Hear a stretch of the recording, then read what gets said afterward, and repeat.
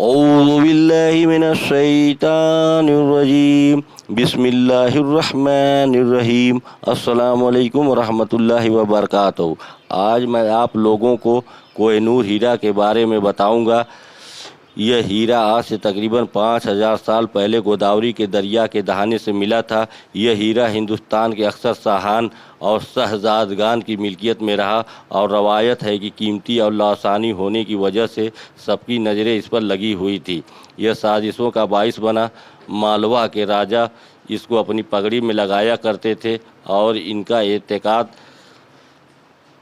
اعتقاد تھا کہ جس دن یہ پگڑی سے گر جائے گا تو وہ دن رعایا کے لیے باعث تباہی ہوگا۔ اور سن 1304 عیسوی میں ایک دن یہ راجا کی پگڑی سے بھرے دریا میں گر گیا، تو اسی سال سلطان علاؤالدین نے مالوا پر حملہ کر کے یہ ہیرا مالوا کے راجاؤں سے حاصل کر لیا۔ اسی طرح ایک دن ہیرا مہاراجا بکرم جیت، جو گوالیر کا راجا تھا، پاس پہنچ گیا۔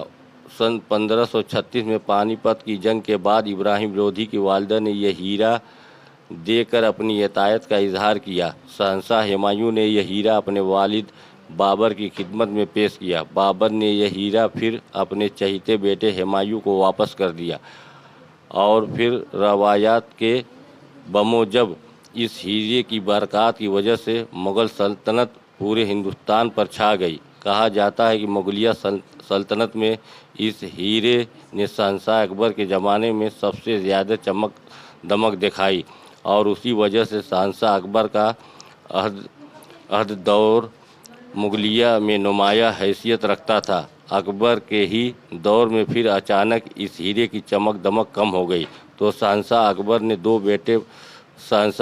کے دو بیٹے مر گئے، اور شہزادے سلیم نے بغاوت کر دی، اور شکستہ دل اکبر سن 1305 میں انتقال کر گیا۔